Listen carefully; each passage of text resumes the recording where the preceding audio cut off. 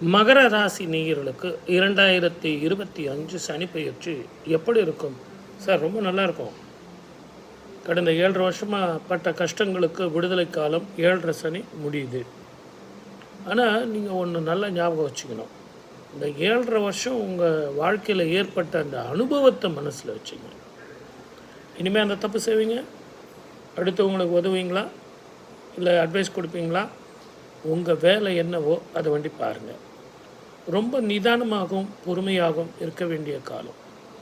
சிறைப்பட்ட பறவை அதனுடைய கூண்டிலிருந்து வெளியே வரீங்க. முதல்ல உங்களுக்கு வருமானம் வரும், மன நிம்மதி வரும், உடல் ஆரோக்கியம் வரும், மனத்தெம்பும் தைரியம் வரும். 7.5 வருஷமாக எவ்வளவோ கஷ்டப்பட்டீங்க சார். நான் சொன்னால் உங்களுக்கு ஐயோ விட்டுருங்க சார், அது மட்டும் விடுதலைன்னு சொல்லிட்டீங்க, அதுவே நிம்மதி சார். ஆனால் என்னை பொறுத்த வரைக்கும் உங்களுக்கு சொல்கிறது என்னென்னா, மிக அற்புதமான காலம். மிக ஜாக்கிரதையாக இருக்கணும், நிதானமாக இருக்கணும். தெளிவான சிந்தனையோடு நிதானமாகவும் பொறுமையாகவும் இருந்தீங்கன்னா இந்த 7.5 சனி முடிஞ்ச பிறகு உத்தியோக உயர்வு, இடமாற்றம், தொழில் மாற்றம், படிக்கிற பிள்ளைங்களுக்கு உடல் ஆரோக்கியம், மன நிம்மதி, சந்தோஷம், வீடு கட்டுறது, வாகனங்கள் வாங்கிறது, கடன் வாங்கி வீடு வாங்கலாம், வாகனங்கள் அமையும், பழைய வாகனங்கள் புதிய வாகனங்களாக மாறும். இப்படி நிறைய நான் சுப பலன்கள் சொல்லலாம். ஊர் விட்டு ஊர் மாறணும், இடம் விட்டு இடம் மாறணும்னா தைரியமாக மாறுங்க. வீடு மட்டும் இல்லை, தொழில் மாத்திரம் மாற்றிக்கிறதா இருந்தால் கூட மாற்றிங்க.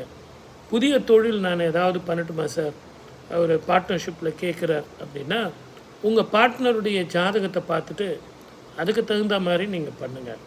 அதே மாதிரி பழசு கதையை பேசாதீங்க. நண்பர்கள், உறவுகள் எல்லாமே எந்த இடத்துல எவ்வளவு இருக்கணுமோ அவ்வளவு தூரத்தில் வச்சுங்க. மொத்தத்தில் அனுபவ காலம், ட்ரைனிங் பீரியட் முடிஞ்சிருச்சு. புதிய வாழ்க்கை, புதிய பயணம், வானில் சிறகடித்து பறக்க போகிறீங்க. தெம்பாவும் தைரியமாக இருக்கும். ஜெயம் உங்கள் பக்கம்தான். ஆனால் இந்த 2ஆம் இடத்துல ராகு வரப்போகிறார். பயணத்தில் கவனமாக இருங்க.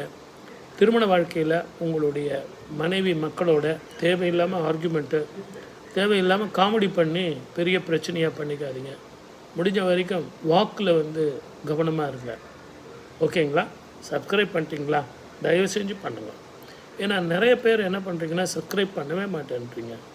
நான் பண்ண பிறகு உங்களுக்கு என்னுடைய நிகழ்ச்சிகள் எல்லாம் உங்களுக்கு ஆட்டோமேட்டிக்காக வரும்.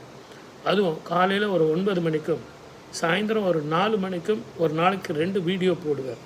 வெறும் ராசி பலன் மட்டும் இல்லாமல் ஆன்மீகம், கோவில்கள், ஏன் தந்தி டிவியினுடைய அந்த 3 மணிக்கு லைவ் தரேன் இல்லைங்களா சனிக்கிழமை, அதை பற்றின ஒரு அப்டேட்ஸு எல்லாமே உங்களுக்கு நான் தருவேன். பாருங்கள்.